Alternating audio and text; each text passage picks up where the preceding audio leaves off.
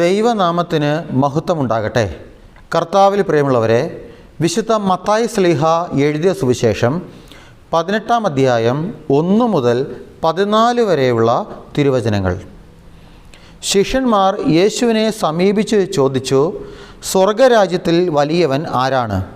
യേശു ഒരു ശിശുവിനെ വിളിച്ച് അവരുടെ മധ്യേ നിർത്തിക്കൊണ്ട് അരുളി ചെയ്തു, സത്യമായി ഞാൻ നിങ്ങളോട് പറയുന്നു, നിങ്ങൾ മാനസാന്തരപ്പെട്ട് ശിശുക്കളെപ്പോലെ ആകുന്നില്ലെങ്കിൽ സ്വർഗരാജ്യത്തിൽ പ്രവേശിക്കുകയില്ല. ഈ ശിശുവിനെ പോലെ സ്വയം ചെറുതാകുന്നവനാണ് സ്വർഗരാജ്യത്തിലെ ഏറ്റവും വലിയവൻ. ഇതുപോലെയുള്ള ഒരു ശിശുവിനെ എൻ്റെ നാമത്തിൽ സ്വീകരിക്കുന്നവൻ എന്നെ സ്വീകരിക്കുന്നു. എന്നിൽ വിശ്വസിക്കുന്ന ഈ ചെറിയവരിൽ ഒരുവന് ദുഷ്പ്രേരണ നൽകുന്നവൻ ആരായാലും അവന് കൂടുതൽ നല്ലത് കഴുത്തിൽ ഒരു വലിയ തിരിക്കല്ല് കെട്ടി കടലിൻ്റെ ആഴത്തിൽ താഴ്ത്തപ്പെടുകയായിരിക്കും. പ്രലോഭനങ്ങൾ നിമിത്തം ലോകത്തിന് ദുരിതം. പ്രലോഭനങ്ങൾ ഉണ്ടാകേണ്ടതാണ്, എന്നാൽ പ്രലോഭന ഹേതുവാകുന്നവന് ദുരിതം. നിന്റെ കയ്യോ കാലോ നിനക്ക് പാപഹേതുവാകുന്നെങ്കിൽ അത് വെട്ടി എറിഞ്ഞു കളയുക. ഇരു കൈകളും ഇരു കാലുകളും ഉള്ളവനായി നിത്യാഗ്നിയിൽ എറിയപ്പെടുന്നതിനേക്കാൾ നല്ലത് അംഗഹീനനോ മുടന്തനോ ആയി ജീവനിലേക്ക് പ്രവേശിക്കുന്നതാണ്. നിന്റെ കണ്ണ് നിനക്ക് ദുഷ്പ്രേരണയ്ക്ക് കാരണമാകുന്നെങ്കിൽ അത് ചൂഴ്ന്നെടുത്ത് എറിഞ്ഞു കളയുക. ഇരു കണ്ണുകളോടും കൂടെ നരകാഗ്നിയിൽ എറിയപ്പെടുന്നതിനേക്കാൾ നല്ലത് ഒരു കണ്ണുള്ളവനായി ജീവനിലേക്ക് പ്രവേശിക്കുന്നതാണ്. ഈ ചെറിയവരിൽ ആരെയും നിന്ദിക്കാതിരിക്കാൻ സൂക്ഷിച്ചുകൊള്ളുക. സ്വർഗത്തിൽ അവരുടെ ദൂതന്മാർ എൻ്റെ സ്വർഗസ്ഥനായ പിതാവിൻ്റെ മുഖം എപ്പോഴും ദർശിച്ചു കൊണ്ടിരിക്കുകയാണെന്ന് ഞാൻ നിങ്ങളോട് പറയുന്നു. നിങ്ങൾക്ക് എന്ത് തോന്നുന്നു? ഒരാൾക്ക് 100 ആടുകളുണ്ടായിരിക്കെ അതിലൊന്ന് വഴിതെറ്റിപ്പോയാൽ 99നെയും മലയിൽ വിട്ടിട്ട് അവൻ വഴിതെറ്റിയതിനെ അന്വേഷിച്ച് പോകയില്ലേ? കണ്ടെത്തിയാൽ അതിനെക്കുറിച്ച്, വഴിതെറ്റിപ്പോകാത്ത 99നെക്കുറിച്ച് എന്നതിനേക്കാൾ അവൻ സന്തോഷിക്കുമെന്ന് സത്യമായി ഞാൻ നിങ്ങളോട് പറയുന്നു. ഇതുപോലെ ഈ ചെറിയവരിൽ ഒരുവൻ പോലും നശിച്ചു പോകാൻ എൻ്റെ സ്വർഗസ്ഥനായ പിതാവ് ഇഷ്ടപ്പെടുന്നില്ല. ദൈവമേ, സ്തുതിന് എനിക്ക് യോഗ്യമാകുന്നു. ബാർക്കുമോർ. കർത്താവിൽ പ്രിയമുള്ളവരെ, നമ്മളിന്ന് വായിച്ചു കേട്ട വചനഭാഗം വിശുദ്ധ മത്തായി ശ്ലീഹ എഴുതിയ സുവിശേഷം 18-ാം അധ്യായം 1 മുതൽ 14 വരെയുള്ള തിരുവചനങ്ങളാണ്. ഈ 14 വാക്യങ്ങൾ 3 തലക്കെട്ടുകളായിട്ടാണ് വിശുദ്ധ ബൈബിളിൽ കൊടുത്തിരിക്കുന്നത്. ഒന്നാമത്തേത് മത്തായി 18 1 മുതൽ 5 വരെ സ്വർഗരാജ്യത്തിലെ വലിയവൻ.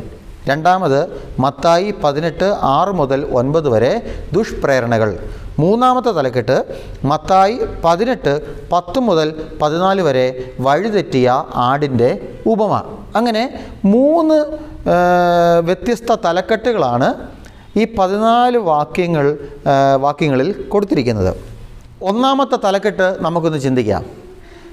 മത്തായി ശ്ലീഹയുടെ സുവിശേഷം 18-ാം അധ്യായം 1 മുതൽ 5 വരെയുള്ള തിരുവചനങ്ങൾ. സ്വർഗരാജ്യത്തിലെ വലിയവൻ. അവിടെ യേശുവിൻ്റെ ശിഷ്യന്മാർ യേശുവിൻ്റെ അടുത്ത് വന്ന് ചോദിക്കുന്നുണ്ട്, കർത്താവേ, സ്വർഗരാജ്യത്തിൽ വലിയവൻ ആരാണ്? അപ്പോൾ യേശു എന്ത് ചെയ്തു? യേശു ഒരു ശിശുവിനെ അടുത്ത് വിളിച്ച് അവരുടെ മുമ്പിൽ നിർത്തിയിട്ട് പറഞ്ഞു, ഈ കുഞ്ഞിനെ പോലെ ഒരാൾ ആയാൽ ആ വ്യക്തിയെ ദൈവം സ്വർഗത്തിലെ വലിയവനാക്കി മാറ്റും. അവനാണ് സ്വർഗത്തിലെ വലിയവൻ, അല്ലേ? അതെന്താ ഈ ഒരു കുഞ്ഞിനെ കാണിച്ചുകൊണ്ട് ഈശോ പറയുന്നത് എന്താ? അത് നമ്മൾ ഈ കുഞ്ഞുങ്ങളുടെ ആ ഒരു സ്വഭാവം അല്ലെങ്കിൽ ജീവിതം നമ്മൾ നോക്കണം. ഒരു കുഞ്ഞിനൊരിക്കലും സ്വന്തം കാര്യം ഒറ്റയ്ക്ക് ചെയ്യാൻ പറ്റില്ല. എപ്പോഴും കുഞ്ഞ് മറ്റുള്ളവരെ ആശ്രയിച്ചേ ജീവിക്കൂ, ഇല്ലേ? അതിൻ്റെ മാതാപിതാക്കൾ, മുതിർന്നവർ, അവരെ ആശ്രയിക്കാതെ ഒരിക്കലും ഒരു കുഞ്ഞിന് ജീവിക്കാൻ പറ്റില്ല. അവരെ ആശ്രയിച്ച് ജീവിക്കാനേ കഴിയൂ, അതിനെ അറിയൂ, ഇല്ലേ? അപ്പോൾ ഈ ഒരു ആശ്രയബോധം വേണം. ആരുമായിട്ട്? ദൈവവുമായിട്ട് ഒരു ദൈവ പൈതൽ പൂർണ്ണമായ സമർപ്പണവും പൂർണ്ണമായ ആശ്രയവും എന്ന് നടത്തുന്നോ അന്നു മുതൽ ഈ ദൈവ പൈതലിനെ ദൈവം സ്വർഗത്തിലെ വലിയവനാക്കി മാറ്റും. മനസ്സിലായോ? ഒരു കുഞ്ഞ് അതിൻ്റെ മാതാപിതാക്കളോട് എന്തുമാത്രം ആശ്രയപ്പെട്ട് ജീവിക്കുന്നുവോ അതേപോലെ ഒരു ദൈവ പൈതൽ തൻ്റെ സൃഷ്ടാവായ ദൈവത്തോട് അത്രമാത്രം ആശ്രയത്തിൽ ജീവിക്കണം. ഒരു കാര്യവും സ്വന്തം ഇഷ്ടപ്രകാരം ചെയ്യരുത്. ഒരു ദൈവവിശ്വാസി, ഒരു ക്രിസ്ത്യാനി ഒരിക്കലും ഒരു കാര്യവും സ്വന്തം ഇഷ്ടപ്രകാരം ചെയ്യരുത്. ദൈവത്തോട് ആലോചന ചോദിക്കണം. ഒരു വഴിയിലേക്ക് ഇറങ്ങുന്നതിന് മുൻപ് ദൈവത്തോട് ആലോചന ചോദിക്കണം. ഒരു ശുശ്രൂഷയിലേക്ക് പ്രവേശിക്കുന്നതിന് മുൻപ് ദൈവത്തോട് ആലോചന ചോദിക്കണം, ദൈവത്തിൻ്റെ സഹായം തേടണം. നിന്റെ പരിശുദ്ധാത്മാവിനെ തന്ന് എൻ്റെ വഴികളെ നീ നേരെയാക്കണമെന്ന് പ്രാർത്ഥിക്കണം. മലങ്കര സുറിയാനി കത്തോലിക്ക സഭയുടെ വിശുദ്ധ കുർബാനയ്ക്ക് മുമ്പ് പ്രഭാത പ്രാർത്ഥനയുടെ അവസാനം നമ്മൾ ഒരു ദിനപ്രതിഷ്ഠയുണ്ട്. ആ ദിനപ്രതിഷ്ഠയിൽ ഇങ്ങനെ ഒരു വാക്കുണ്ട്, എന്താ? ഞങ്ങളുടെ മേലും കീഴും മുൻപും പിൻപും ഇടവും വലവും, ഇല്ലേ? കർത്താവേ ഞങ്ങളെ കാത്തുകൊള്ളണം. അതായത് അത് ഒറ്റ വാക്കിൽ പറഞ്ഞാൽ നമ്മുടെ ഒരു മനുഷ്യൻ്റെ 4 ദിക്കുകളിൽ നിന്നും ദൈവത്തിൻ്റെ സഹായം വേണം, ചോദിച്ചു വാങ്ങുക. അങ്ങനെ ചോദിക്കണം, ദൈവത്തിൻ്റെ സഹായം ചോദിക്കണം. അങ്ങനെ ഒരു ശിശുവിനെ പോലെ പൂർണ്ണമായും ദൈവത്തിൻ്റെ കരങ്ങളിലേക്ക് ഞാൻ സമർപ്പിക്കുമ്പോൾ കർത്താവ് എന്നെ സ്വർഗരാജ്യത്തിലെ വലിയവനാക്കി മാറ്റും. ഇല്ലെങ്കിൽ എൻ്റേതായ ചില കഴിവും മിടുക്കും ആരോഗ്യവും പണവും അല്ലെങ്കിൽ ജീവിത ചുറ്റുപാടുകളും ഉപയോഗിച്ചുകൊണ്ട് ഞാൻ അതിൽ മാത്രം ആശ്രയിച്ച് ജീവിച്ചാൽ ഒരു പരിധിവരെ എനിക്ക് ജീവിക്കാൻ കഴിയും. പക്ഷേ കുറച്ച് കഴിയുമ്പോൾ അത് നേരെ കൂപ്പുകുത്തും താഴേക്ക്. ദൈവാശ്രയമില്ല, ദൈവസ്നേഹമില്ല, പ്രാർത്ഥനയില്ല, ഒന്നുമില്ല. ബാക്കിയല്ല, എൻ്റെ ആരോഗ്യം, എൻ്റെ പണം, എൻ്റെ ജീവിത പങ്കാളി, എൻ്റെ മക്കൾ, എൻ്റെ കുടുംബം, എൻ്റെ ചുറ്റുപാട്, എൻ്റെ ജോലി, എൻ്റെ വരുമാനം, ഇതിനെ ഇത്രയും മാത്രമേ ആശ്രയിക്കുന്നുള്ളൂ. ഇവയൊക്കെ മാത്രമേ ആശ്രയിക്കൂ. പക്ഷെ ആശ്രയിക്കേണ്ട ഒരു കാര്യമുണ്ട്, ഒരു ദൈവമുണ്ട്. ആ ദൈവത്തെ ഞാൻ നോക്കുന്നേ ഇല്ല, ദൈവത്തെ ആശ്രയിക്കില്ല. അപ്പോൾ അങ്ങനെ ഞാൻ എൻ്റേതായ കഴിവ് ഉപയോഗിച്ചുകൊണ്ട് ഞാൻ ജീവിതം മുന്നേറുമ്പോൾ ഒരു പരിധിവരെ എനിക്ക് ജീവിക്കാൻ കഴിയും. എന്നാൽ അത് കഴിയുമ്പോൾ എൻ്റെ മക്കളെ ഞാൻ നേരെ താഴേക്ക് വീഴും. ഉയരങ്ങളിലേക്ക് പോയതിനേക്കാളും ഇരട്ടി വേഗതയിൽ നേരെ താഴേക്ക് പതിക്കും. പത്രോസിന് സംഭവിച്ചത് ആ ഒരു അപകടമാണ്. യോഹന്നാൻ ശ്ലീഹയുടെ സുവിശേഷം 21-ാം അധ്യായത്തിൽ പത്രോസ് മീൻ പിടിക്കാൻ പോകുന്ന ഒരു രംഗമുണ്ട്. പത്രോസ് പറയുകയാണ്, ഞാൻ മീൻ പിടിക്കാൻ പോകുന്നു. അപ്പോൾ മറ്റ് ശിഷ്യന്മാരും പറഞ്ഞു, ഞങ്ങളും വരുന്നു. അവർ പോകുമ്പോൾ ഒരിക്കലും ദൈവത്തോട് ആലോചന ചോദിച്ചല്ല പോകുന്നത്. അവർ മീൻ പിടിക്കാൻ പോകുമ്പോൾ ഒരിക്കലും ദൈവത്തെ കൂട്ടുപിടിക്കുന്നില്ല. ദൈവം ആഗ്രഹിക്കുന്നതല്ല അവർ വീണ്ടും പഴയ പണിയിലേക്ക് പോകണം. കാരണം ഈശോ പത്രോസിനെ തിരഞ്ഞെടുക്കുമ്പോൾ, സ്ലീഹന്മാരെ തിരഞ്ഞെടുക്കുമ്പോൾ എന്താ പറയുന്നത്? നിങ്ങൾ മത്സ്യപിടുത്തക്കാരാണ്, എന്നാൽ ഇന്നു മുതൽ ഞാൻ നിങ്ങളെ മനുഷ്യരെ പിടിക്കുന്നവരാക്കും, ഇല്ലേ? നിങ്ങളെ മനുഷ്യരെ പിടിക്കുന്നവരാക്കും. അങ്ങനെ ആ ഒരു ശുശ്രൂഷ, ദൈവരാജ്യം വളർത്താനുള്ള ഒരു ശുശ്രൂഷ സ്ലീഹന്മാർക്ക് ലഭിച്ചിരിക്കെ ആ ദൈവരാജ്യ ശുശ്രൂഷയ്ക്ക് പോകാതെ ദൈവം ആഗ്രഹിക്കാത്ത മറ്റൊരു വഴിയിലേക്ക്, തങ്ങളുടെ പഴയ ജീവിതത്തിലേക്ക് ഈ സ്ലീഹന്മാർ, പത്രോസ് ഉൾപ്പെടെയുള്ള സ്ലീഹന്മാർ പോയപ്പോൾ എന്താ സംഭവിച്ചത്? വചനം എഴുതി വെക്കുന്നുണ്ട്, അവർ രാത്രി മുഴുവൻ അധ്വാനിച്ചു, എന്നാൽ ഒരു മീൻ പോലും കിട്ടിയില്ല. കാരണം എന്താ? ദൈവാശ്രയബോധമില്ലാതെ സ്വന്തം കഴിവിൽ ആശ്രയിച്ചാണ് അവർ പോയത്. പത്രോസിനും സ്ലീഹന്മാർക്കും മീൻ പിടിക്കാൻ അറിയാഞ്ഞിട്ടാണോ? അല്ല, അവർക്ക് നല്ല വ്യക്തമായിട്ട് എങ്ങനെ മീൻ പിടിക്കണമെന്നറിയാം. പത്രോസിനും സ്ലീഹന്മാർക്കും കടലിലെ ആഴങ്ങൾ കൃത്യമായിട്ട് അറിയാം. പത്രോസിനും സ്ലീഹന്മാർക്കും ഒരു കടലിൽ എവിടെയാണ് ഏറ്റവും കൂടുതൽ മത്സ്യം ഉള്ളതെന്ന് വളരെ വ്യക്തമായിട്ട് അറിയാം. പത്രോസിനും സ്ലീഹന്മാർക്കും കടലിൽ മീൻ പിടിക്കുന്ന സമയത്ത് എന്തെങ്കിലും കാലാവസ്ഥയിൽ ഒരു മാറ്റം ഉണ്ടായാൽ, വ്യത്യാസമുണ്ടായാൽ അതിനെപ്പറ്റി കൃത്യമായ അറിവ് ഉണ്ട്. പക്ഷേ അറിവ് അവരെ ഒരു തരത്തിൽ, ഒരു രീതിയിലും വിജയത്തിലേക്ക് എത്തിച്ചില്ല. പിന്നീട് എപ്പോഴാണ് അവർക്ക് മീൻ കിട്ടുന്നത്? അവർ യേശുവിനെ കണ്ടപ്പോൾ. കരയ്ക്കിൽ നിൽക്കുന്ന ഈശോ പറഞ്ഞു, കുഞ്ഞുങ്ങളെ, നിങ്ങളുടെ കയ്യിൽ വല്ലതും ഉണ്ടോ? അത് യേശുവാണെന്ന് തിരിച്ചറിഞ്ഞ നിമിഷത്തിൽ പറഞ്ഞു, ഞങ്ങളുടെ കയ്യിൽ ഒന്നുമില്ല നാഥാ. അപ്പോൾ അവൻ എന്താ പറഞ്ഞേ? ഈശോ പറഞ്ഞു, വള്ളത്തിൻ്റെ വലതുവശത്ത് വലയിട്.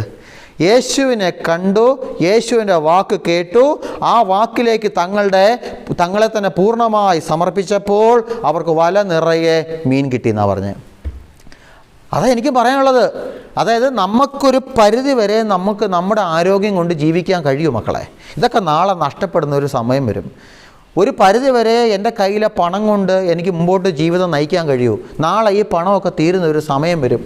ഒരിക്കലും ഒരു മനുഷ്യൻ എന്നോട് പറഞ്ഞു, എൻ്റെ ആശുപത്രിയുടെ മുൻവശത്തെ വാതിലിൽ കൂടെ കയറി എല്ലാ മുറികളും കിടന്ന് പുറകുവശത്തെ വാതിലിലൂടെ പുറത്തേക്ക് ഇറങ്ങിക്കുമ്പോൾ ഈ കയ്യിലെ പൈസ എല്ലാം തീരും. ശരിയാ?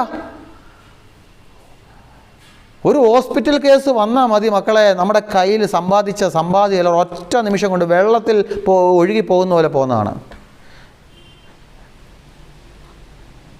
അവിടെയാണ് ദൈവാശ്രയബോധം നമുക്ക് വേണ്ടത്. കാരണം ആ ദൈവാശ്രയബോധം ഉണ്ടെങ്കിലുണ്ടല്ലോ, പിന്നെ കർത്താവ് കൊണ്ടു നടന്നോളും. ഒരു ബലം കിട്ടും, പിറകിൽ നിന്ന് ഒരു ബലം, ഒരു സപ്പോർട്ട് കിട്ടും. ഈ വലിയ ലോഡും കൊണ്ട് പോകുന്ന ലോറി, ഇപ്പം ഞാൻ നിൽക്കുന്ന ഈ പള്ളിയുടെ മുമ്പിൽ വലിയ ലോഡും കൊണ്ടൊക്കെ ലോറികൾ പോകുന്നതുകൊണ്ട് ഞാൻ കണ്ടിട്ടുണ്ട്. ഈ വലിയ ലോഡും കൊണ്ട് പോകുന്ന ലോറികളൊക്കെ ചിലപ്പോഴൊക്കെ കയറ്റം കയറാതെ വരുമ്പോൾ ഈ കൂപ്പിൽ നിന്നൊക്കെ തടി കയറ്റി കൊണ്ടുവരുന്ന ലോറി ചിലപ്പോഴൊക്കെ കയറ്റം കയറാതെ വരുമ്പോൾ എന്ത് ചെയ്യും, പുറയിൽ നിന്നൊരു JCB ഉണ്ട്, ഒരു തള്ളു കള്ളും ഇല്ലേ. അപ്പോൾ തള്ളുമ്പോൾ അത് കയറാൻ കഴിയും. അതേപോലെ ഒരു തള്ളു വേണം നമ്മുടെ പിറകിൽ നിന്ന് നമ്മളെ നയിക്കാൻ, തകർന്നു പോകാതിരിക്കാൻ, മണ്ണോട് ചേരാതിരിക്കാൻ, ജീവിതം നിരാശയിലാകാതിരിക്കാൻ പുറകിൽ നിന്ന് ഒരു സപ്പോർട്ട് വേണം. ആ സപ്പോർട്ട് വേണമെങ്കിൽ എന്ത് ചെയ്യണം? പൂർണ്ണമായിട്ടും ദൈവത്തിൽ ആശ്രയിച്ചുകൊണ്ട് ഞാനും നീയും ജീവിക്കണം. അതാണ് യെശയ്യാ 40:31 വചനം പറയുന്നുണ്ട്. എന്നാൽ കർത്താവിൽ ആശ്രയിക്കുന്നവർ വീണ്ടും ശക്തി പ്രാപിക്കും, അവർ കഴുകന്മാരെ പോലെ ചിറകടിച്ച് ഉയരും, അവർ ഓടിയാലും ക്ഷീണിക്കില്ല, നടന്നാൽ തളരില്ല. കണ്ടോ, ദൈവത്തിൽ ആശ്രയിക്കുന്നവർ വീണ്ടും ശക്തി പ്രാപിക്കും, അവർ കഴുകന്മാരെ പോലെ ചിറകടിച്ച് ഉയരും, അവർ ഓടിയാലും ക്ഷീണിക്കില്ല, നടന്നാലും തളരില്ല. അതായത് ഈ ഓട്ടവും ഈ നടത്തവും ഉണ്ട്. ദൈവത്തിൽ ആശ്രയിച്ചാലും ദൈവത്തിൽ ആശ്രയിച്ചില്ലെങ്കിലും ഈ ഓട്ടമുണ്ട്, ഈ നടത്തമുണ്ട്. പക്ഷേ ദൈവത്തിൽ ആശ്രയിക്കാതെ സ്വന്തം ശക്തിയിൽ ആശ്രയിച്ച് ജീവിക്കുമ്പോൾ ഈ ഓട്ടം വരുമ്പോഴും ഈ നടത്തം വരുമ്പോഴും സഹനം വരുമ്പോഴും വേദന വരുമ്പോഴും രോഗം വരുമ്പോഴും ദുരിതം വരുമ്പോഴും സാമ്പത്തികമായി ബുദ്ധിമുട്ട് വരുമ്പോഴും എല്ലാവരും ഒറ്റപ്പെടുത്തുമ്പോഴും പഴി പറയുമ്പോഴും മക്കളെ നമ്മൾ തളർന്നു പോകും. എന്നാൽ ദൈവത്തിൽ ആശ്രയിക്കുന്ന ഒരു ദൈവ പൈതലുണ്ടല്ലോ, ആ ദൈവ പൈതലാണ് ഈ അവസ്ഥയിലൂടെ കടന്നു പോകുന്നെങ്കിൽ അവൻ വീണ്ടും കഴുകന്മാരെ പോലെ ചിറകടിച്ച് ഉയരും. കാരണം അവൻ്റെ ആശ്രയം മുഴുവൻ സമർപ്പിച്ചിരിക്കുന്നത് ദൈവത്തിൻ്റെ കാൽ ചുവട്ടിലാണ്. പിന്നെ ദൈവം നോക്കിക്കോളൂ അവനെ.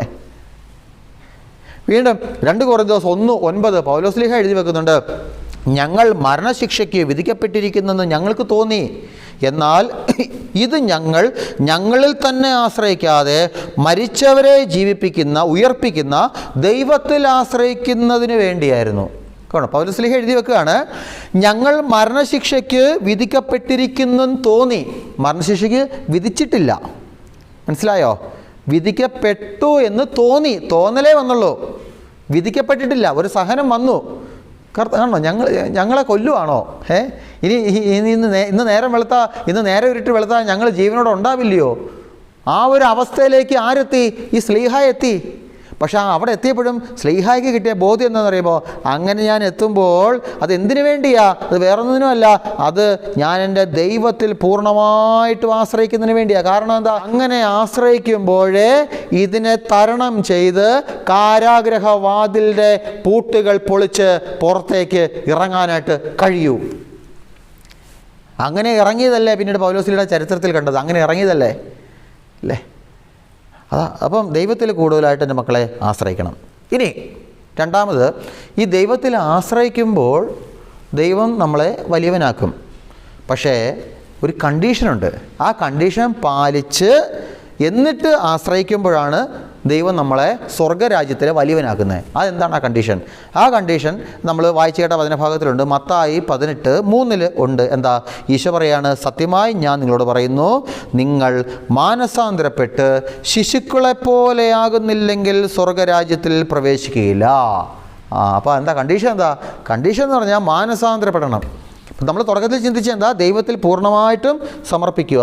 അങ്ങനെ സമർപ്പിക്കുന്ന ഒരു വ്യക്തി, അതായത് ഒരു കുഞ്ഞിനെ പോലെ പൂർണ്ണമായിട്ട് തന്നെ സൃഷ്ടാവിലേക്ക് തങ്ങളുടെ ജീവിതം സമർപ്പിക്കുമ്പോൾ ദൈവം ആ വ്യക്തിയെ സ്വർഗരാജ്യത്തിലേക്ക് ഉയർത്തുമെന്ന് പറയുമ്പോൾ, ഈ സമർപ്പിക്കുന്നതിന് മുൻപ് ഒരു കാര്യം ചെയ്യണം. എന്താ? മാനസാന്തരം എന്നിൽ സംഭവിക്കണം.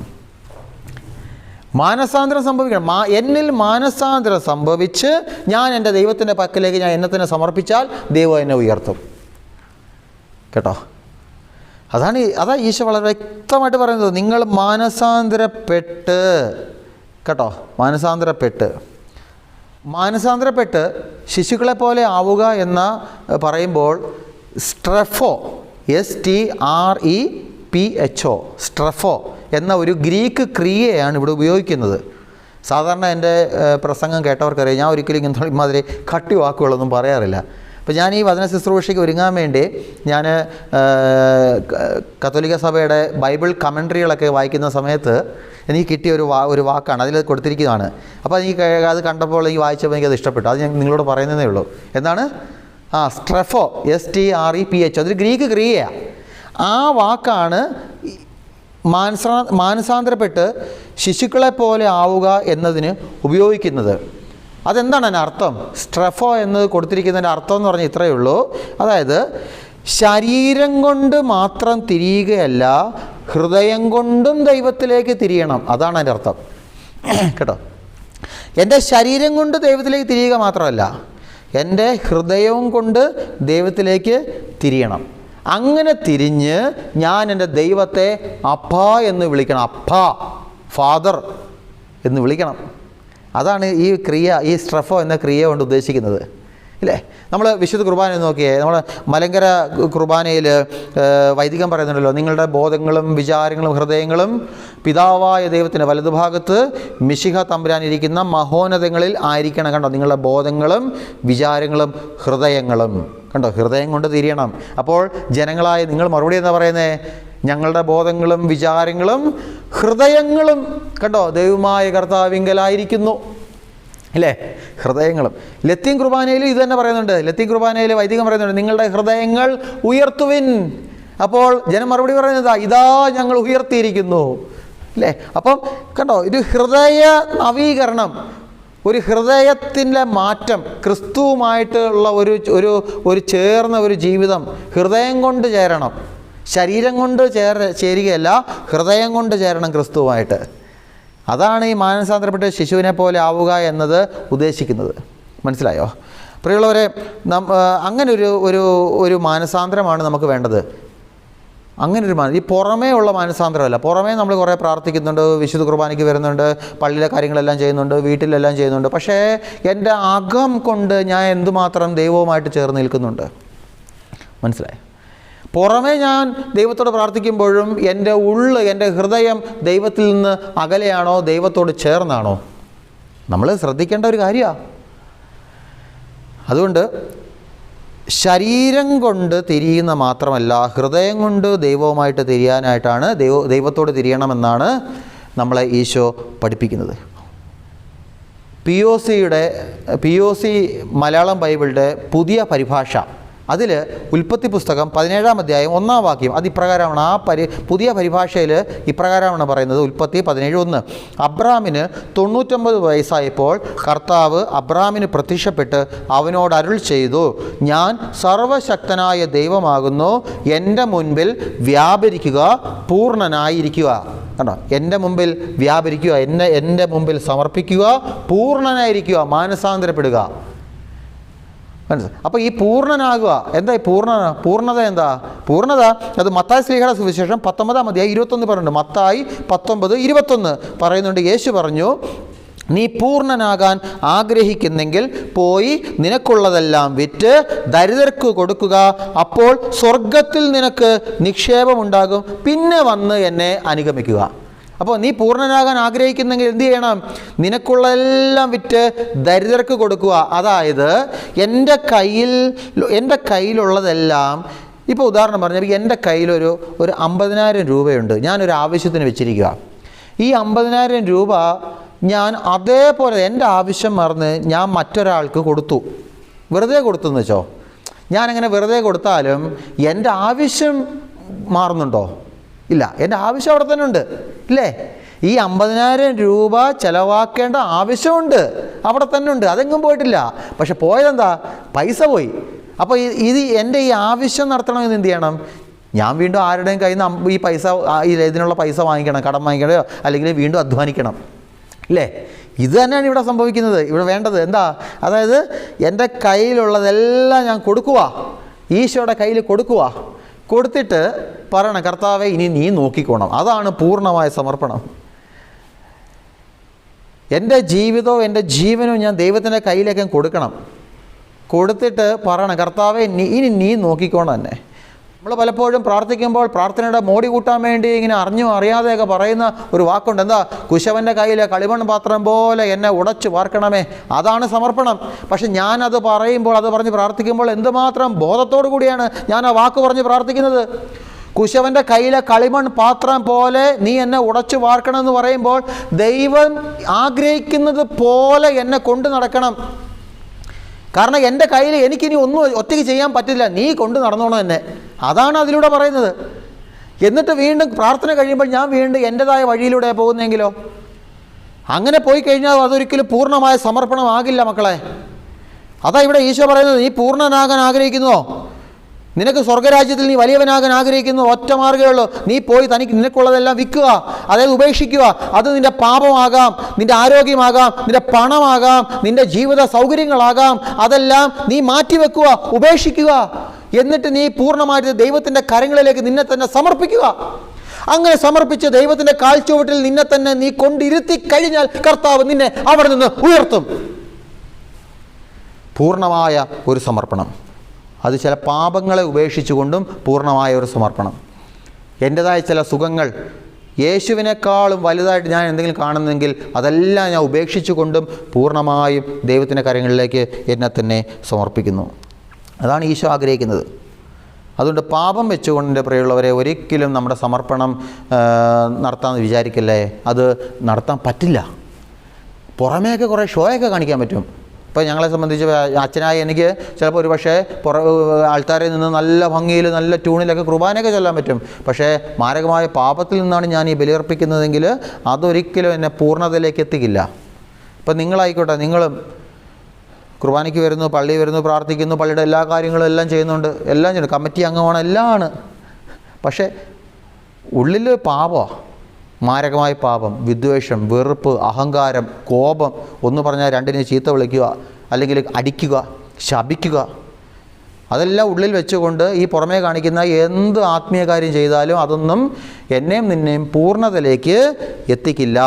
1 യോഹന്നാൻ 3:6 വചനം പറയുന്നുണ്ട്, അവനിൽ വസിക്കുന്ന ഒരുവനും പാപം ചെയ്യുന്നില്ല, പാപം ചെയ്യുന്ന ഒരുവനും അവനെ കണ്ടിട്ടില്ല, അറിഞ്ഞിട്ടുമില്ല. കണ്ടോ, പാപാവസ്ഥയിൽ നിന്നുകൊണ്ട് ഞാൻ എന്ത് ശുശ്രൂഷ ചെയ്താലും പങ്കെടുത്താലും എനിക്ക് ദൈവത്തെ അറിയാനായിട്ട് കഴിയില്ല, ദൈവം എന്നെ അറിയില്ല, ഞാൻ ദൈവത്തെയും കാണില്ല, ദൈവം എന്നെയും കാണില്ല. അതുകൊണ്ട് നീ പൂർണ്ണനാകണോ?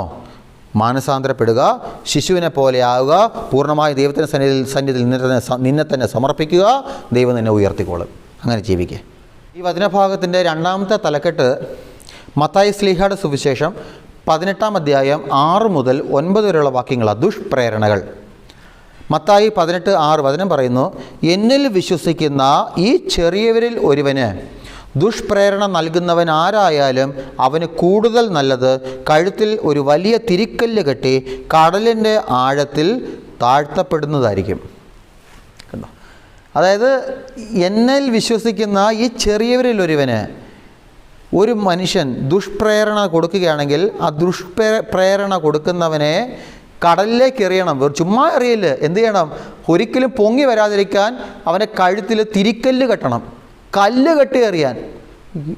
ഇത്രയൊക്കെ കഠിനമായിട്ട് ഈശോ പറയണമെങ്കിൽ എൻ്റെ പ്രിയമുള്ളവരെ അത്രമാത്രം മാരകമായ പാപമാണ് എന്ത്? ഒരു മനുഷ്യനെ നമ്മൾ തെറ്റിലേക്ക് നയിച്ച. ഞാൻ കാരണം മറ്റൊരാൾ തെറ്റിലേക്ക് പോയിട്ടുണ്ടെങ്കിൽ അതിലും വലിയൊരു പാപം വേറെ ഇല്ല. ഈശോ, എനിക്കതാ മനസ്സിലായത്. ഇതെനിക്ക് മനസ്സിലായൊരു കാര്യം പറയാം. ഞാൻ കാരണം മറ്റൊരു വീട്ടിൽ കണ്ണുനീര്, ഞാൻ കാരണം മറ്റൊരു വീട്ടിൽ കലഹം, ഞാൻ കാരണം മറ്റൊരു വീട്ടിൽ എന്നും ദുരിതം, അല്ല ഞാൻ കാരണം മറ്റൊരു മനുഷ്യൻ എന്നും പാപത്തിൽ, അങ്ങനെ അതിന് ഞാൻ കാരണമായി കഴിഞ്ഞാൽ എന്നോട് കർത്താവ് ഒരു ദാക്ഷിണ്യം കാണിക്കില്ല. അപ്പോൾ വചനം പറയുന്നത് എന്താ? അവനെ കടലിലെറിയണം, ചുമ്മാ എറിയില്ല, അവർ പൊങ്ങി വരല്ലേ, കഴുത്തിൽ തിരിക്കല്ല് കെട്ടിക്കോണം, പൊങ്ങരുത്, അവിടെ കിടന്നോണമെന്ന്. അത്രയൊക്കെ ഉണ്ടോ? സത്യം പറഞ്ഞാൽ നമ്മൾ ചരിത്രം പരിശോധിക്കുകയാണെങ്കിൽ യഹൂദ ജനങ്ങളുടെ ഇടയിൽ അങ്ങനെ ഒരു ശിക്ഷാരീതി പണ്ടുണ്ടായിരുന്നു. ചില തെറ്റുകൾക്ക് യഹൂദർ കൊടുത്തിരുന്ന ശിക്ഷയായിരുന്നു ഇത്.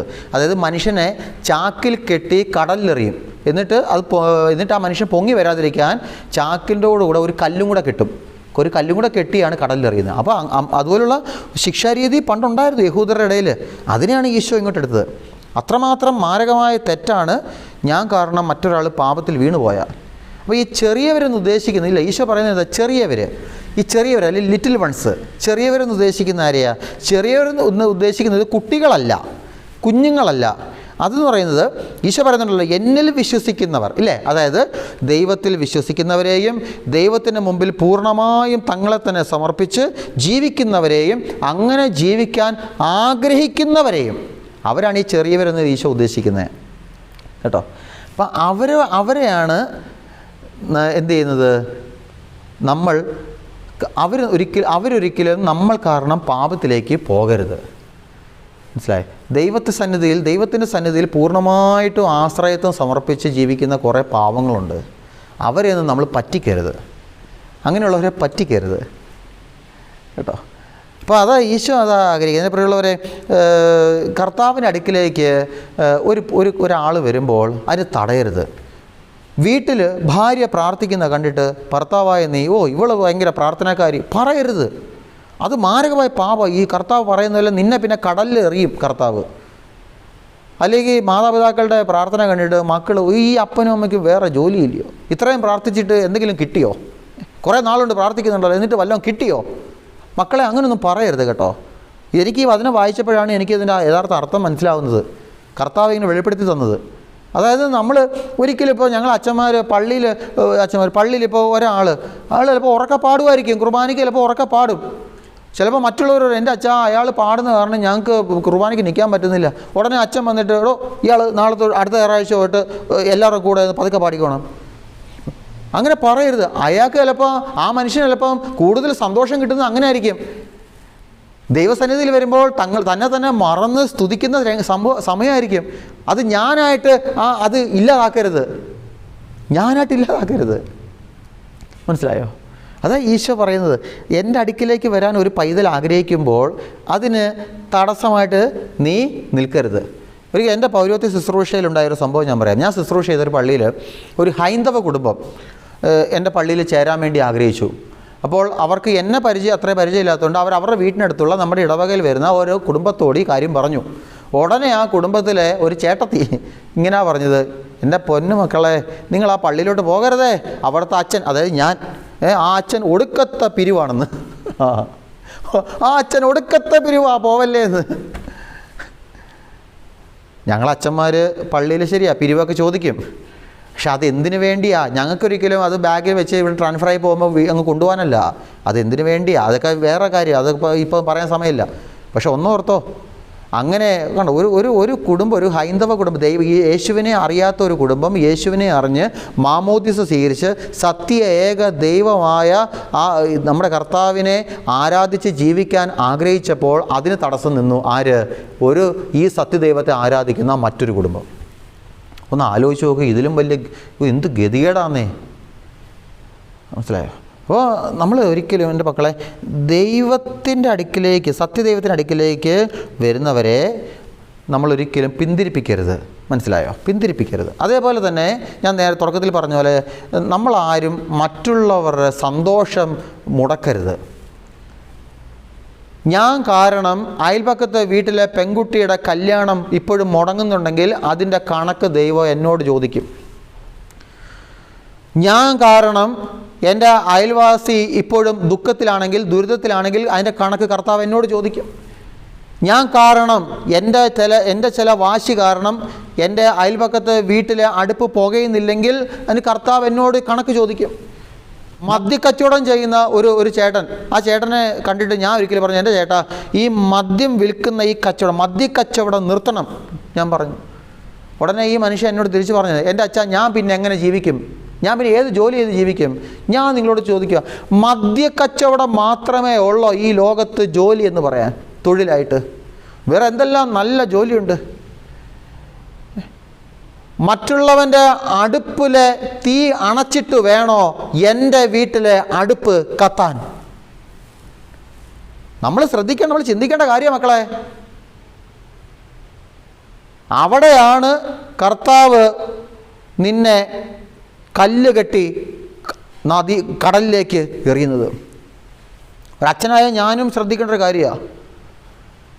ഒരു പള്ളിയിൽ എന്തെങ്കിലും ഒരു കാര്യം വരുമ്പോൾ, പള്ളിയിൽ പണക്കാരുണ്ട്, പാവപ്പെട്ടവരുണ്ട്, എല്ലാ ഗതിയുള്ളവരുണ്ട്, ഗതി ഇല്ലാത്തവരുണ്ട്. പള്ളിയിൽ പൊതുവിലൊരു കാര്യം വരുമ്പോൾ ഈ ഗതിയുള്ളവരൊക്കെ ഒരു പക്ഷേ അവരെ കൊണ്ട് പറ്റുന്നതിനേക്കാളും അപ്പുറമൊക്കെ തരും. പക്ഷെ ഗതിയുള്ളവർ തരുന്നതിന് അത്രയും ഗതിയില്ലാത്തവൻ തരണമെന്ന് പറഞ്ഞുകൊണ്ട് ഞാൻ വാശി പിടിച്ചാൽ ദൈവം എനിക്കെതിരെ ചാട്ടെടുക്കും, എൻ്റെ പൗരോഹിത്യത്തിനെതിരെ കർത്താവ് ചാട്ടെടുക്കും. അത് എനിക്ക് പറയാൻ എൻ്റെ മക്കളെ, എൻ്റെ ഈ ശുശ്രൂഷ കേൾക്കുന്ന അച്ഛന്മാരുണ്ട്, അവരോട് ഞാൻ കുറച്ച് കാര്യങ്ങൾ പറയുന്നുണ്ട്. ഒരുപക്ഷെ നിങ്ങൾ ഒരു ദേവാലയം പണിയുമ്പോൾ 1 കോടിയും 1.5 കോടിയും 2 കോടിയും 4 കോടിയും 5 കോടിയും 10 കോടി എത്ര കോടി ആയിക്കോട്ടെ, ഇന്ന് കോടിക്ക് ഒരു വിലയില്ലല്ലോ. ഇപ്പോൾ ഒരു ദേവാലയം എന്ന് പറഞ്ഞാൽ എത്ര കോടി അങ്ങ് ഇടുക, മനസ്സിലായി? എന്നാൽ ഒന്ന് ഓർത്തണം, ഒരു 1 ലക്ഷം രൂപയെങ്കിലും കിട്ടിയാൽ ഒരു പള്ളി പണിയാൻ ആഗ്രഹിക്കുന്ന നോർത്ത് ഇന്ത്യയിലുള്ള സാധാരണക്കാരായ എത്ര മനുഷ്യരുണ്ടെന്നറിയോ? 1 ലക്ഷം കിട്ടിയാൽ മതി അച്ഛാ, ഒരു പള്ളി ഞങ്ങൾക്ക് അവിടെ പണിയാം. ഇപ്പം ഇപ്പോഴും ഞങ്ങൾ മരച്ചവിട്ടിലായിരുന്നു കുർബാന ഇല്ലുന്നത്.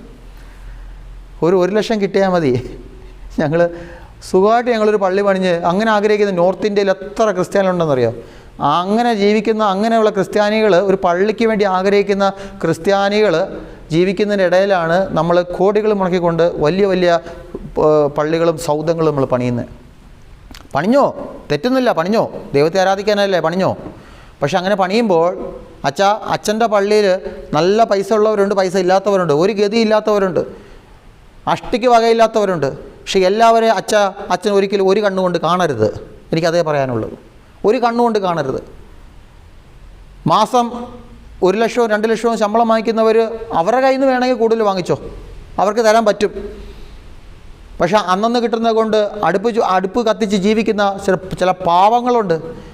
അവരെയും ഈ മാസം 1 ലക്ഷം ശമ്പളം വാങ്ങിക്കുന്നവനെ നോക്കുന്ന കണ്ണുകൊണ്ട് ഈ പാവപ്പെട്ടവനെ കാണരുത്. അത്രേ ഞാൻ പറയുന്നുള്ളൂ കേട്ടോ. മറ്റുള്ളവർക്ക് ഒരു വേദന ഉണ്ടാകാൻ ഞാൻ എൻ്റെ ജീവിതത്തെ മാറ്റിവെക്കരുത്. കർത്താവ് എനിക്കെതിരെ ചാട്ടിയെടുക്കും, കർത്താവ് എന്നെ താഴ്ത്തും, ഉയർത്തില്ല, താഴ്ത്തും. മനസ്സിലായോ?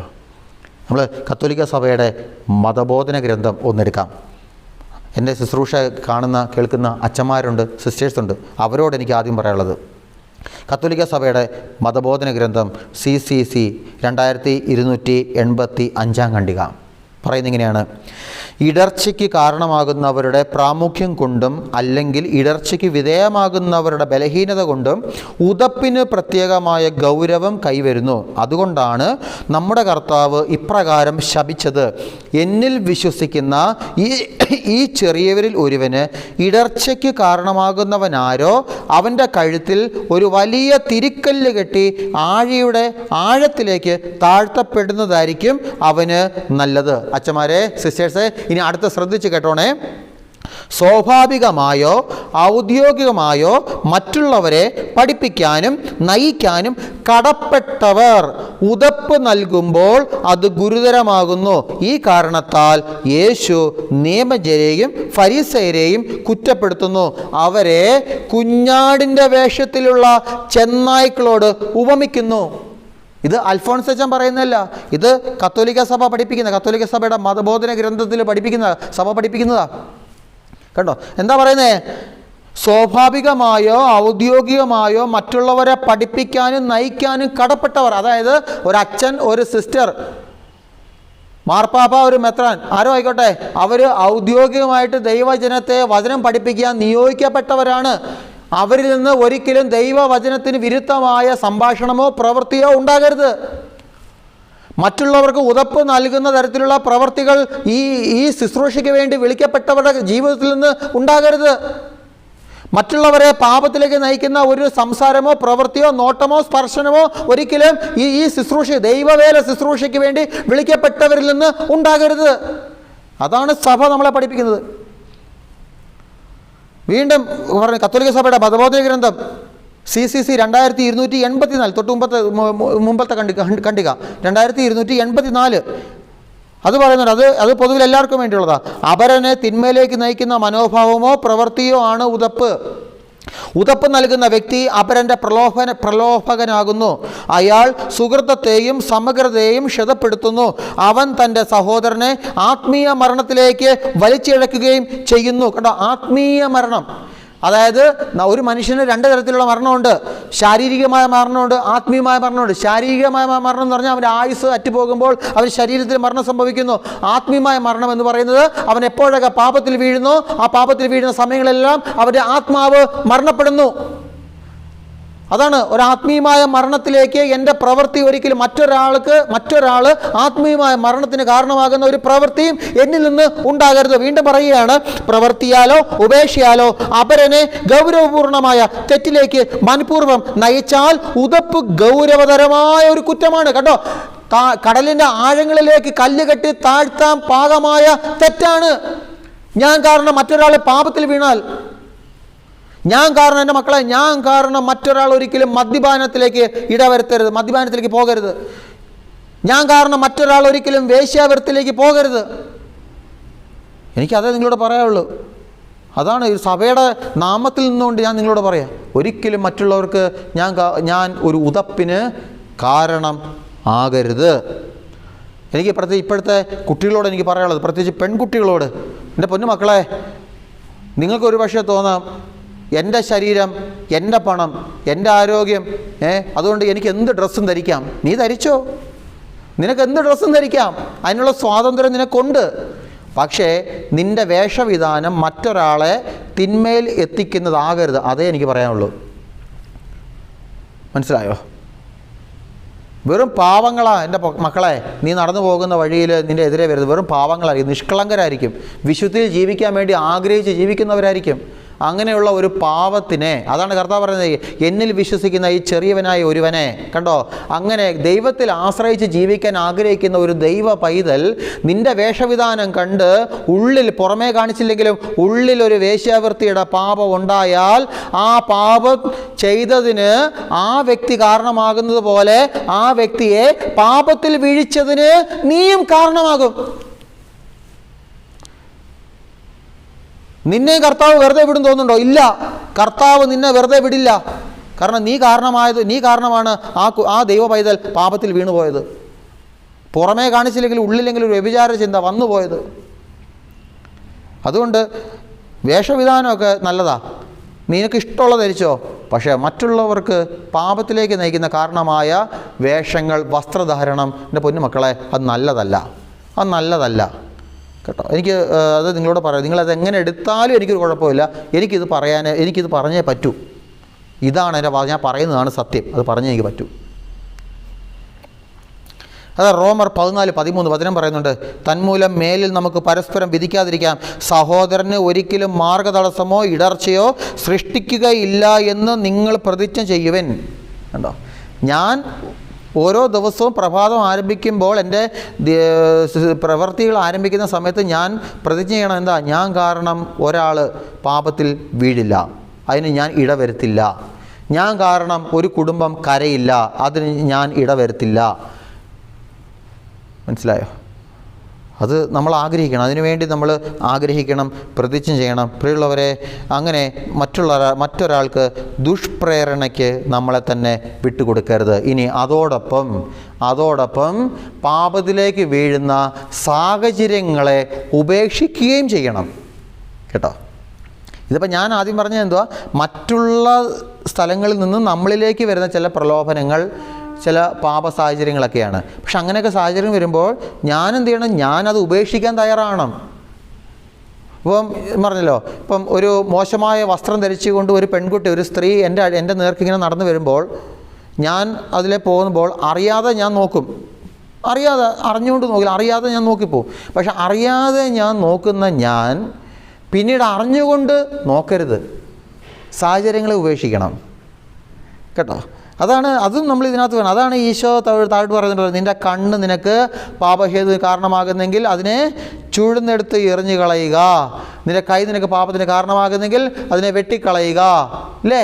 അതായത് ശരീരം മുറിക്കണമെന്നല്ല, അതിന് മറ്റൊരു ആത്മീയ അർത്ഥമുണ്ട്. എന്താണെന്നറിയാമോ? എന്നെ പാപത്തിൽ നയിക്കുന്ന ഒരു സാഹചര്യം ഉണ്ടെങ്കിൽ ഞാനത് ഉപേക്ഷിക്കുക, അതാണ് അതിൻ്റെ അർത്ഥം.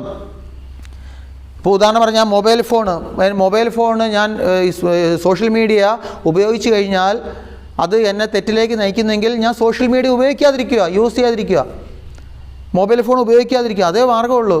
കുറച്ച് നാൾ അങ്ങനെ ഉപയോഗിക്കാതിരിക്കുക. ദൈവത്തോള്ള സ്നേഹത്തെ പ്രതി ഞാൻ ഉപേക്ഷിക്കുക.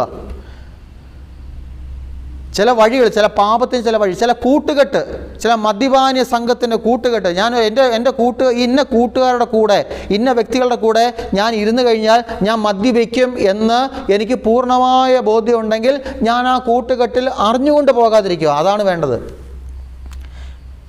അതേപോലെ ചില പ്രേമബന്ധങ്ങൾ, അതെനിക്ക് ചെറുപ്പക്കാരോട് പറയാനുള്ളത്. ചില ചെറുപ്പക്കാർ ആൺകുട്ടികളോടും പെൺകുട്ടികളോടും എനിക്ക് പറയാനുള്ളത്, എൻ്റെ പൊന്നുമക്കളെ, ചില പ്രേമബന്ധം, അതിന് 2 ഉത്തരം ഞാൻ പറയാം. ഒന്ന്, ഈ ലോകത്തിൻ്റെതായിട്ടുള്ള ഉത്തരം, ഭൗതികമായ ഉത്തരം ഞാൻ പറയാം. 2, ആത്മീയമായൊരു ഉത്തരം ഞാൻ പറയാം.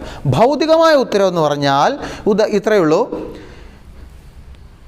നിൻ്റെ മാതാപിതാക്കൾ, നിൻ്റെ അപ്പനെ, നീ 20, 25, 30 വർഷമായിട്ട് കാണുന്ന നിൻ്റെ അപ്പനേക്കാളും വലുതല്ല നീ ഇന്നലെ കണ്ട ഈ മകനോ, ഈ ചെറുപ്പക്കാരനോ, ഈ ചെറുപ്പക്കാരിയോ.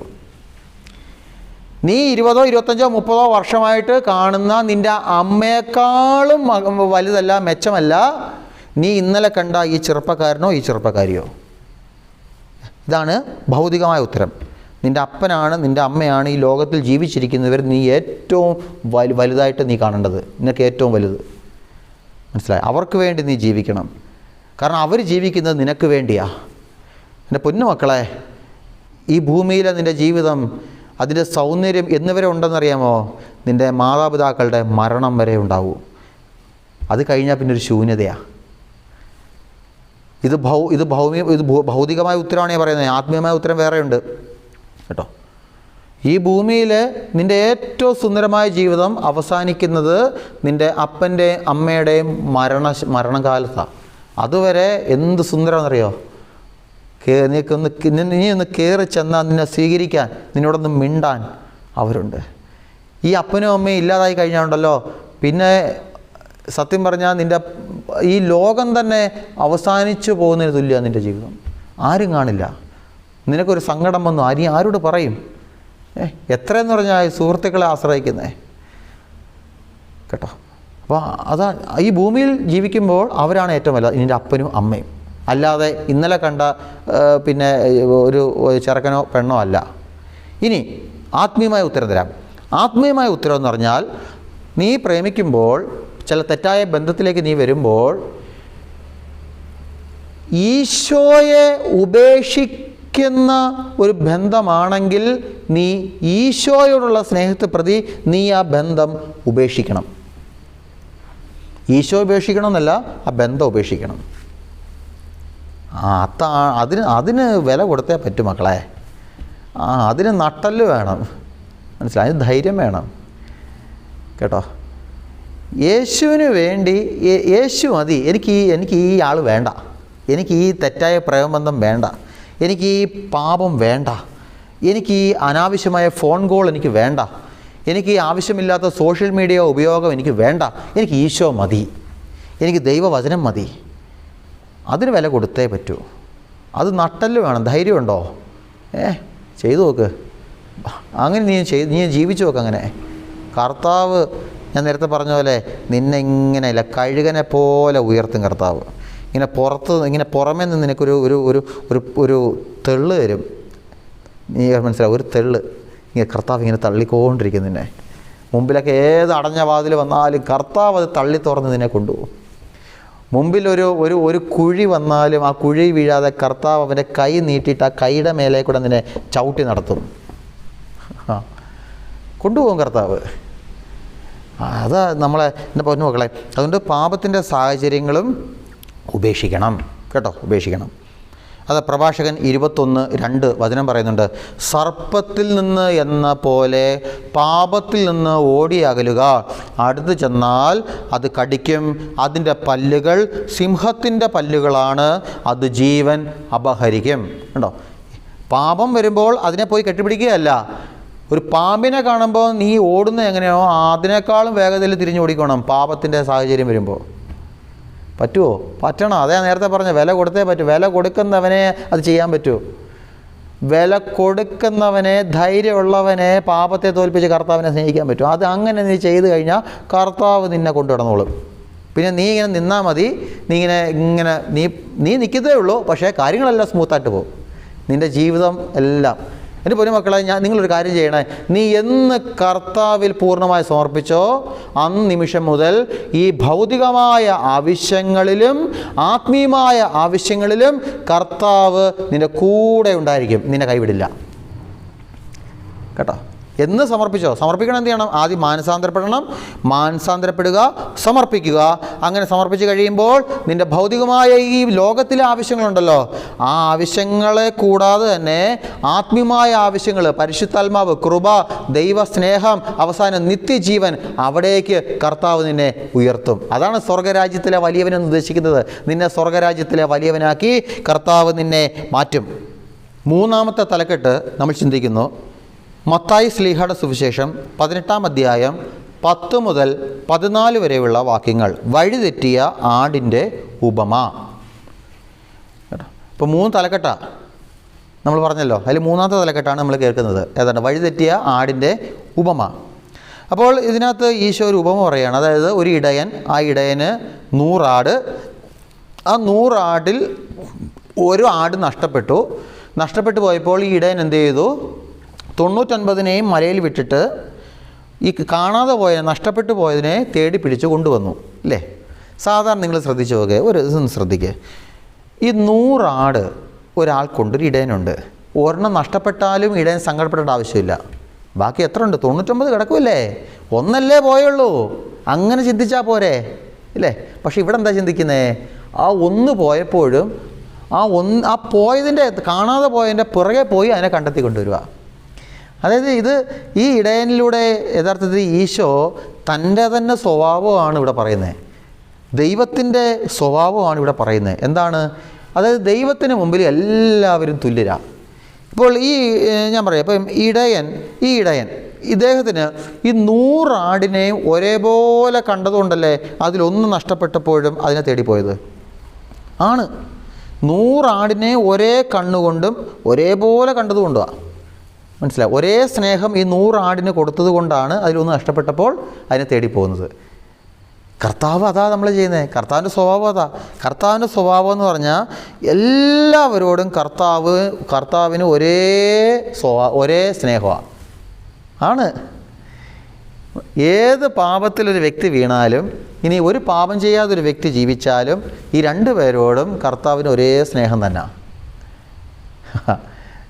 അപ്പോൾ അങ്ങനെ വരുമ്പോൾ ഒരു ചോദ്യം വരും, എന്നാൽ പിന്നെ ഈ ലോകത്തിൽ എന്തെല്ലാം സുഖങ്ങളുണ്ട്, ഇതെല്ലാം വേണ്ടാന്ന് വെച്ച് കടിച്ചു പിടിച്ചാൽ ഞാൻ ജീവിക്കുന്നത്. അതങ്ങനെ ജീവിച്ചിട്ടൊരു കാര്യമില്ലല്ലോ. ആര് പറഞ്ഞ കാര്യമില്ലെന്ന് പറഞ്ഞുതരാം, കേൾക്ക്, പറഞ്ഞുതരാം. ഞാൻ ആദ്യം ഇങ്ങനെ പോട്ടെ, ഒരു വചനമുണ്ട്, ആ വചനം കൂടെ കേട്ടിട്ട് ഞാൻ പറഞ്ഞുതരാം. മത്തായി ശ്ലീഹയുടെ സുവിശേഷം 5-ാം അധ്യായം 45-ാം വാക്യം. മത്തായി 5:45. നിങ്ങളുടെ സ്വർഗസ്ഥനായ പിതാവിൻ്റെ നിങ്ങൾ സ്വർഗസ്ഥനായ പിതാവിൻ്റെ മക്കളായി തീരും. അവിടുന്ന് ശിഷ്ടരുടെയും ദുഷ്ടരുടെയും മേൽ സൂര്യനെ ഉദിപ്പിക്കുകയും നീതിമാന്മാരുടെയും നീതിരഹിതരുടെയും മേൽ മഴ പെയ്യിക്കുകയും ചെയ്യുന്നു. കണ്ടോ വചനം? കണ്ടോ? എന്താ? ശിഷ്ടരുടെ മേൽ സൂര്യൻ ഉദിപ്പിക്കും, നീതിമാന്മാരുടെ മേൽ മഴ പെയ്യിക്കുന്നു മാത്രമാണോ? അല്ല. എന്താ എഴുതിയിരിക്കുന്നത്? ശിഷ്ടരുടെ മേലും ദുഷ്ടരുടെ മേലും കർത്താവ് സൂര്യനെ അതേപോലെ കൊടുക്കും, സൂര്യനെ ഉദിപ്പിക്കും അല്ലേ? അല്ലാതെ ഞാൻ നല്ല രീതിയിൽ ജീവിക്കുന്നു, ഇവിടെ എൻ്റെ അപ്പുറത്തെ വീട്ടിൽ ഒരു മാരക പാപി, എന്നും മദ്യപാനം, ബഹളം, അടിയും ബഹളവും മാത്രമേ ഉള്ളൂ അല്ലേ? അപ്പം ദൈവം സൂര്യനെ ഉദിപ്പിക്കുമ്പം എൻ്റെ വീടിൻ്റെ മുകളിൽ മാത്രമാണോ സൂര്യൻ ഉദിക്കുന്നത്? അല്ല, അവൻ്റെ വീട്ടിലും കിട്ടും സൂര്യൻ്റെ അല്ലേ? അവൻ്റെ വീടിൻ്റെ മുകളിലും ആ സൂര്യൻ ഉദിക്കും അല്ലേ? അതാ കണ്ടോ? നീതിമാന്മാരുടെ മേലും ദുഷ്ടരുടെ മേലും ശിഷ്ടരുടെ മേലും സൂര്യനെ ഉദിപ്പിക്കുന്നു, നീതിമാന്മാരുടെ മേലും നീതിരഹിതരുടെ മേലും മഴ പെയ്യിക്കുന്നു. അതായത് ദൈവത്തെ സ്നേഹിക്കുന്നവരുടെ മേലും ദൈവത്തെ സ്നേഹിക്കാത്തവരുടെ മേലും ദൈവത്തിൻ്റെ സ്നേഹം ഒരേപോലെ ഇറങ്ങി വരും. മനസ്സിലായോ? തെറ്റിദ്ധരിക്കപ്പെടരുത്, ഞാൻ കൃത്യം പറഞ്ഞു തരാം.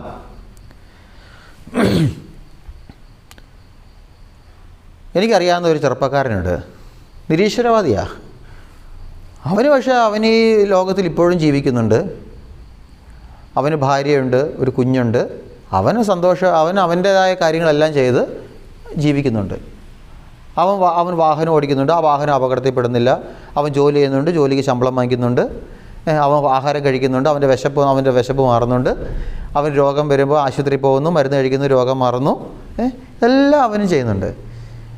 അതേപോലെ തന്നെ പ്രാർത്ഥിക്കുന്ന ഒരു വ്യക്തിയിലും സംഭവിക്കുന്നില്ല. പ്രാർത്ഥിക്കുന്ന ഒരു വ്യക്തിക്കും വിവാഹം കഴിച്ചു, മക്കളായി, ആഹാരം കഴിക്കുന്നു, ജോലി ചെയ്യുന്നു, ശമ്പളം വാങ്ങിക്കുന്നു, രോഗം വരുമ്പോൾ ആശുപത്രിയിൽ പോകുന്നു, രോഗം മാറുന്നു. ഇല്ലേ?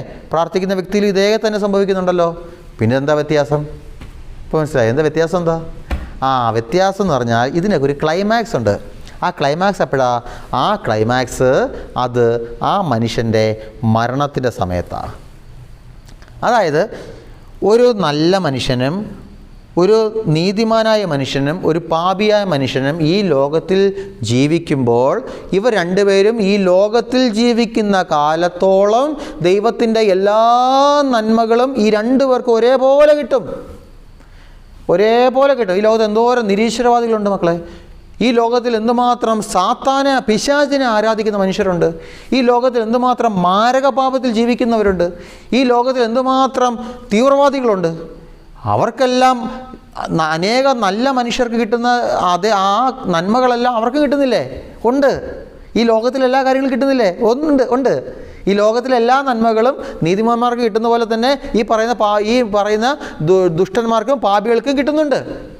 പക്ഷേ ഇതിനൊരു ക്ലൈമാക്സ് ഉണ്ട്. അത് ക്ലൈമാക്സ് എന്ന് പറഞ്ഞാൽ ഈ മനുഷ്യർ മരിക്കുമ്പോഴാണ് ഇതിൻ്റെ ക്ലൈമാക്സ് എത്തുന്നത്. എന്താ ക്ലൈമാക്സ്? വേറൊന്നുമല്ല, മരണത്തിന് ശേഷം പിന്നെ ഈ ഭൂമിയിൽ ഒരു മനുഷ്യൻ എങ്ങനെ ജീവിച്ചോ അതിനനുസരിച്ചുള്ള പ്രതിഫലമായിരിക്കും പിന്നീട് ഈ മനുഷ്യൻ്റെ ആത്മാവിന് കിട്ടുക. അതാണ് അതിൻ്റെ ക്ലൈമാക്സ്. സ്വർഗമാണോ നരകമാണോ എന്നത് ഈ ഭൂമിയിൽ എങ്ങനെ ഈ മനുഷ്യൻ ജീവിച്ചോ അതനുസരിച്ച് മരണശേഷം കിട്ടും.